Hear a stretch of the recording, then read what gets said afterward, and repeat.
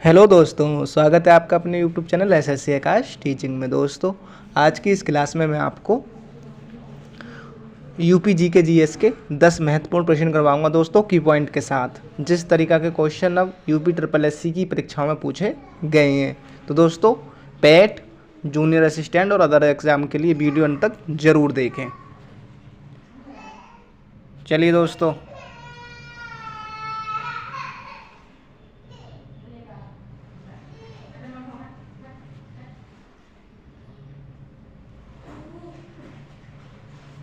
प्रश्न नंबर 1 है, लखनऊ से वाराणसी के लिए पहली उड़ान सेवा का उद्घाटन किया था। तो दोस्तों, लखनऊ से वाराणसी के लिए पहली उड़ान सेवा का उद्घाटन किया था योगी आदित्यनाथ ने। दोस्तों को की पॉइंट है दोस्तों हमारे, मुख्यमंत्री योगी आदित्यनाथ ने लखनऊ से वाराणसी के लिए पहली उड़ान सेवा का शुभारंभ किया। दोस्तों, ये पॉइंट आपको याद रखनी है। इंडिगो एयरलाइंस द्वारा शुरू की गई ये सेवा वाराणसी से लखनऊ के बीच महज 55 मिनट। ये पॉइंट दोस्तों आपको याद रखना है, 55 मिनट। और किसके द्वारा दोस्तों? इंडिगो एयरलाइंस के द्वारा। अगला है दोस्तों, यह उड़ान चौधरी चरण सिंह अंतर्राष्ट्रीय हवाई अड्डे से संचालित होगी। मुख्यमंत्री ने उड़ान की शुरुआत को राज्य की राजधानी को देश की आध्यात्मिक राजधानी से जोड़ने वाला बताया। अगला प्रश्न दोस्तों, किस शहर का चूका बीज उत्तर प्रदेश का सबसे नया पर्यटन स्थल बनकर उभरा है? तो दोस्तों, पीलीभीत का। ऑप्शन 1 हमारा राइट आंसर दोस्तों, पीलीभीत। की पॉइंट है दोस्तों याद हमारे, जो आपको याद रखने हैं, पीलीभीत का चूका बीज उत्तर प्रदेश का सबसे पर्यटक आकर्षण केंद्र बनकर उभरा है।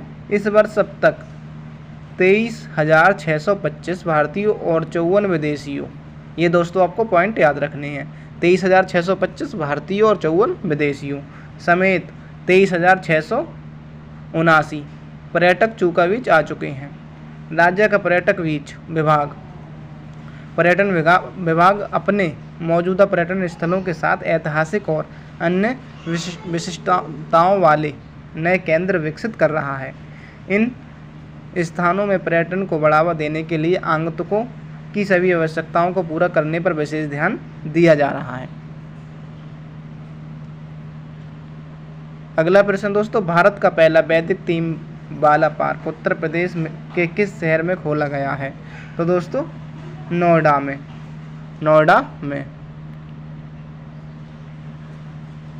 की पॉइंट है दोस्तों इसके, भारत का पहला वैदिक थीम वाला पार्क नोएडा के सेक्टर 78 में जनता के लिए खोल दिया गया है, जिसका उद्घाटन उत्तर प्रदेश के मुख्यमंत्री योगी आदित्यनाथ ने किया। सेक्टर 78 में दोस्तों मुख्यमंत्री योगी आदित्यनाथ ने। वेदवन पार्क के रूप में जाना जाने वाला यह स्थान 50,000 से अधिक पौधों से सुसज्जित है, जैसे बरगद, कल्पवृक्ष, नारियल उल्लेखित वैदिक साहित्य में किया गया। ये दोस्तों पॉइंट आपको याद रखने हैं। अगला पॉइंट दोस्तों, कथित तौर पर 27 करोड़ रुपए के बजट, कितना बजट दोस्तों? 27 करोड़ रुपए के बजट के साथ निर्मित यह पार्क लेजर और साउंड शो के साथ साथ 4 वैदिक साहित्य कीर्ति और ऋग्वेद, वेद, यजुर्वेद, सामवेद और अथर्ववेद के अंशों वाली दीवार पेंटिंग और मूर्तियों सहित कई प्रकार के आकर्षक प्रदर्शित करता है। पार्क का उद्देश्य अपने आगंतुकों को शिक्षित और मनोरंजन दोनों करके दोहरा उद्देश्य पूरा करना है। आगे दोस्तों, पार्क को 7 क्षेत्रों में विभाजित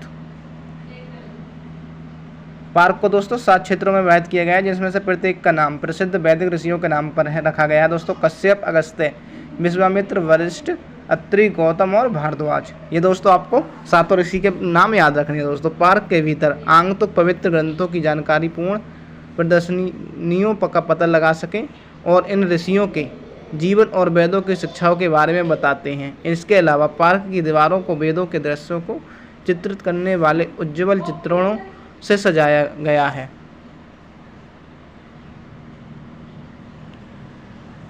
अगला प्रश्न है दोस्तों, पशु जन्म नियंत्रण केंद्र स्थापित करने की उत्तर प्रदेश सरकार की पहल का मुख्य उद्देश्य क्या है?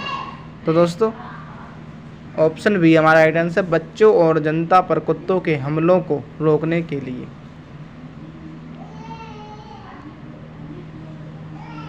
अगला प्रश्न दोस्तों, किस राज्य की सरकार ने जल पर्यटक और साहसिक खेल नीति दोस्तों 2023 को मंजूरी दी है? तो ये दोस्तों उत्तर प्रदेश की। किस राज्य की सरकार ने जल पर्यटक और साहित्यिक खेल नीति 2023 को मंजूरी दी है? उत्तर प्रदेश की दोस्तों। की पॉइंट है दोस्तों इसके, योगी आदित्यनाथ सरकार ने लोक भवन में हुई कैबिनेट बैठक में उत्तर प्रदेश जल पर्यटन एवं साहसिक खेल नीति उत्तर प्रदेश जल पर्यटन एवं साहसिक खेल नीति 2023 को मंजूरी दी। यह नीति दोस्तों कितने 2023 को मंजूरी दी गई और 10 वर्षों तक लागू रहेगी, वैध होगी और सभी अंतर्देशीय भू आधारित, वायु आधारित और जल मार्ग वाले बांधों, जलाशयों, झीलों, नदियों, तालाबों और विभिन्न उत्तर प्रदेश में राज्य के अधिकार क्षेत्रों के भीतर विभिन्न जल निकायों और भूमि पार्सल की जाने वाली सभी साहसिक गतिविधियां लागू होंगी। इस नीति के तहत कार्यवाही के लिए नोडल एजेंसी कौन सी दोस्तों? हमारी सहभागी स्तर पर साहसिक खेल इकाइयाँ बनाएंगी।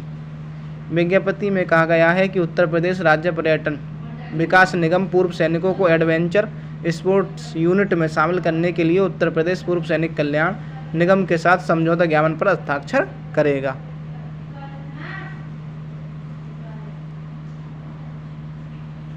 अगला प्रश्न दोस्तों, कौन सी सरकार उफनती नदियों के पानी को सूखे खेतों तक पहुंचाने की योजना बना रही है? तो दोस्तों उत्तर प्रदेश सरकार। उत्तर प्रदेश सरकार।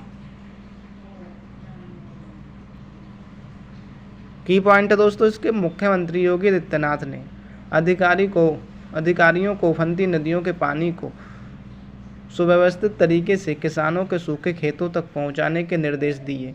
उत्तराखंड और हिमाचल प्रदेश में हाल ही में शुरू हुई भारी बारिश के कारण उत्तर प्रदेश में कई नदियों का जलस्तर बढ़ गया, जिससे सरयू, गंगा, यमुना नदियों के किनारे वाले जिलों में बाढ़ आ गई।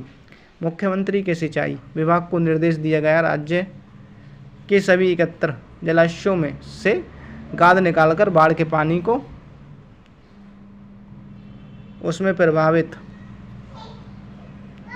करने के लिए एक व्यापक योजना विकसित की जाए। पिछले 2 वर्षों से दोस्तों उत्तर प्रदेश के कई जिलों में अल्प वर्षा के कारण खरीफ फसलों को काफ़ी नुकसान हुआ है। इस साल 40 जिलों से कम बारिश हुई है और पूर्वी उत्तर प्रदेश सूखे जैसी स्थिति का सामना करने के कगार पर है। राज्य में सिर्फ 18 जिलों में ही औसत बारिश हुई है। इसी तरह 17 जिलों में सामान्य से ज़्यादा बारिश हुई है।